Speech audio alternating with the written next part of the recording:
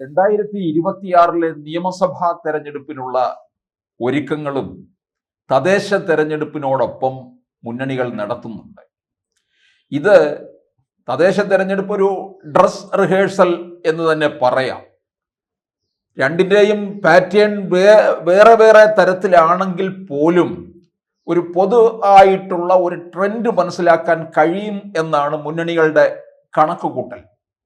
കോൺഗ്രസ് പലതരത്തിലും പല തന്ത്രങ്ങളും ആവിഷ്കരിക്കാൻ ശ്രമിക്കുന്നുണ്ട്. കാരണം അതിശക്തമായിട്ടുള്ള ഭരണവിരുദ്ധ വികാരം നിൽക്കുമ്പോൾ 26-ൽ ഇതൊരു അനുകൂല തരംഗമാക്കി മാറ്റാൻ കഴിയും എന്നാണ് കോൺഗ്രസിൻ്റെയും ഘടകകക്ഷികളുടെയൊക്കെ പ്രതീക്ഷ.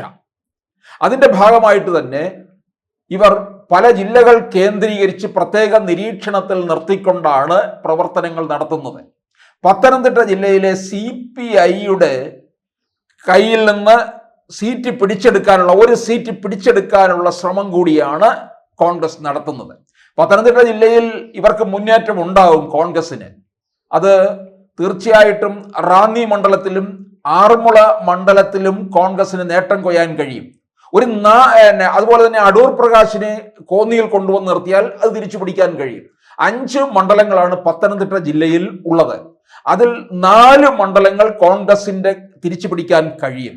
ഒന്ന് തിരുവല്ലയാണ്. അവിടെ അതിശക്തമായ ത്രികോണ മത്സരമാണ്. BJPക്ക് സാധ്യതയുള്ള മണ്ഡലവും കൂടിയായി മാറുകയാണ് അനൂപ് ആന്റണി മത്സരിക്കുന്നത്.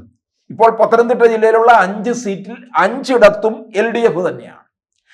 കോൺഗ്രസ് ഇപ്പോൾ നടത്തുന്ന ഒരു നീക്കം മലബാർ ബെൽറ്റിൽ നിന്ന് ഒരു കോൺഗ്രസിന്റെ ഒരു വനിതാ നേതാവിനെ പത്തനംതിട്ട ജില്ലയിലെ മധ്യ തിരുവിതാംകൂറിലേക്ക് കൊണ്ടുവരുന്നു.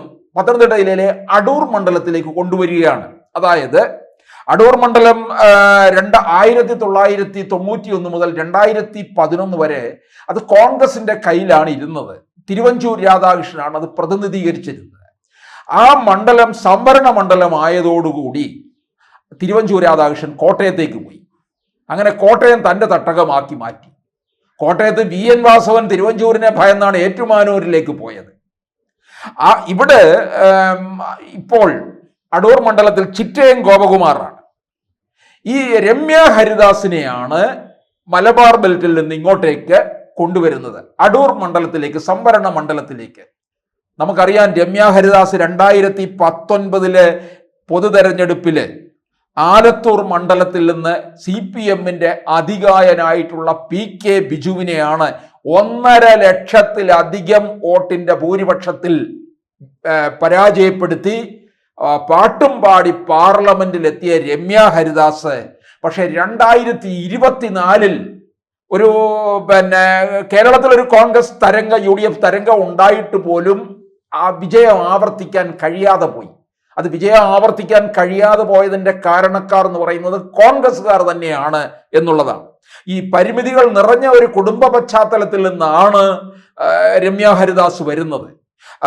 ഇപ്പോൾ KPCCയുടെ വൈസ് പ്രസിഡന്റ് സ്ഥാനവും അലങ്കരിക്കുന്നുണ്ട്.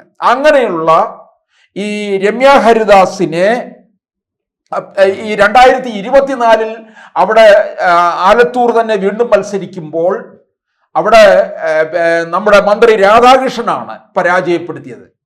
രാധാകൃഷ്ണൻ 20,000 വോട്ടിന് മാത്രമേ പരാജയപ്പെടുത്താൻ കഴിഞ്ഞുള്ളൂ എന്നുള്ളതാണ്. അപ്പോൾ കോൺഗ്രസ് ആഞ്ഞ് പരിശ്രമിച്ചിരുന്നുവെങ്കിൽ ആ മണ്ഡലം നിലനിർത്താനായിട്ട് കഴിയുമായിരുന്നു എന്നുള്ളതാണ്. ഇത് ആലത്തൂർ രാധാകൃഷ്ണന്റെ ഒരു മുഖമായതുകൊണ്ട് മാത്രമാണ് വിജയിച്ചത്. എന്നിട്ട് രമ്യ ഹരിദാസിനെ ചേലക്കരയിലേക്ക് കൊണ്ടുവരികയും ചെയ്തു. ചേലക്കര ഉപതെരഞ്ഞെടുപ്പിൽ രാധാകൃഷ്ണൻ പാർലമെന്റിലേക്ക് പോയപ്പോൾ അവിടെ 12,000 വോട്ടിന്റെ പരാജയമാണ് സംഭവിച്ചത്. അവിടെയൊക്കെ തന്നെ കോൺഗ്രസ്സുകാരുടെ ഒരു പിടിപ്പുകേടുണ്ടായി എന്നുള്ളതാണ്. അങ്ങനെയൊക്കെയുള്ള ഈ രമ്യ ഹരിദാസിനെ 2 തോൽവി ഉണ്ടായി എന്നുള്ളത് കൊണ്ട് മാറ്റി നിർത്താൻ തയ്യാറാകുന്നില്ല. രമ്യ ഹരിദാസിൽ പലർക്കും പല പ്രതീക്ഷകളും നിൽക്കുന്നുണ്ട്. അതുകൊണ്ട് പത്തനംതിട്ട ജില്ലയിലെ സംവരണ മണ്ഡലമായിട്ടുള്ള അടൂരിൽ കൊണ്ടുവന്ന് മത്സരിപ്പിക്കുക. ഈ സംവരണ മണ്ഡലം ആയതിനു ശേഷം അവിടെ മത്സരിക്കുന്നത് CPIയുടെ ചിറ്റയം ഗോപകുമാറാണ്. ചിറ്റയം ഗോപകുമാറിന് ആദ്യം ചിറ്റയത്തിനോട് എതിരിടുന്നത് പന്തളം സുധാകരനാണ്. 700 വോട്ടിന് മാത്രമാണ് അവിടെ പരാജയം ഉണ്ടായത്. പിന്നീട് 2021 വന്നിട്ട് MG കണ്ണനാണ് മത്സരിച്ചത് UDFന്റെ സ്ഥാനാർത്ഥിയായിട്ട്. 3000-ൽ പരം വോട്ടിനാണ് ചിറ്റയം ഗോപകുമാർ MG കണ്ണനെ പരാജയപ്പെടുത്തിയത്. 2026-ലും MG കണ്ണനെ രംഗത്ത് കൊണ്ടുവരണമെന്ന് തന്നെയാണ് പാർട്ടി ആഗ്രഹിച്ചത്. പക്ഷേ അതിനിടയ്ക്കാണ് MG കണ്ണന്റെ അകാല വിയോഗമുണ്ടാകുന്നതും.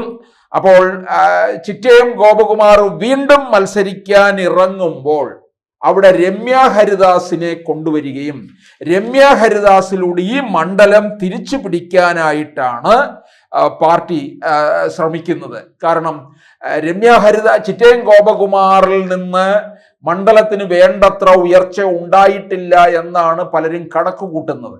തിരുവഞ്ചൂർ രാധാകൃഷ്ണൻ MLA ആയിരുന്ന സമയത്ത് അടൂർ മണ്ഡലത്തിന് വലിയ വികസനവും നേട്ടങ്ങളും ഒക്കെ ഉണ്ടാക്കിയെടുക്കാൻ കഴിഞ്ഞു എന്നുള്ള ഒരു കണക്കുകൂട്ടൽ ഉണ്ട്.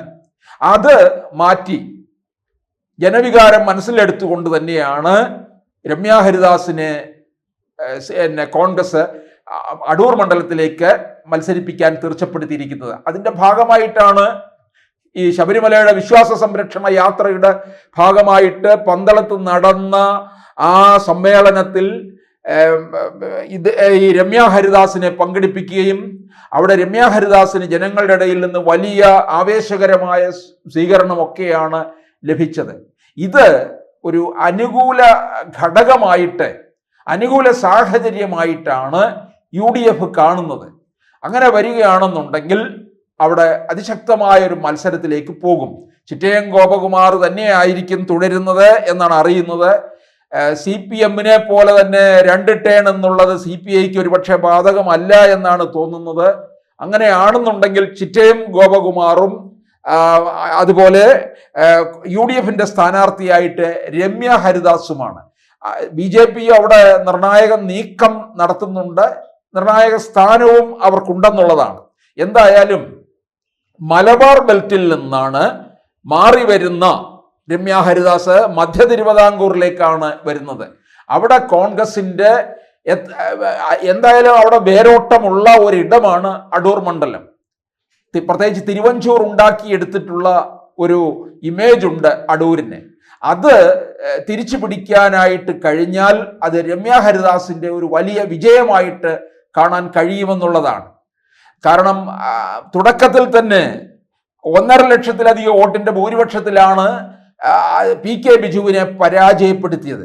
അങ്ങനെയുള്ള രമ്യ ഹരിദാസിൽ നിന്ന് ഒരു മികച്ച പ്രതീക്ഷയും ഉണ്ടാകും, മികച്ച പ്രകടനവും ഉണ്ടാകും എന്നാണ് UDF കണക്ക് കൂട്ടുന്നത്.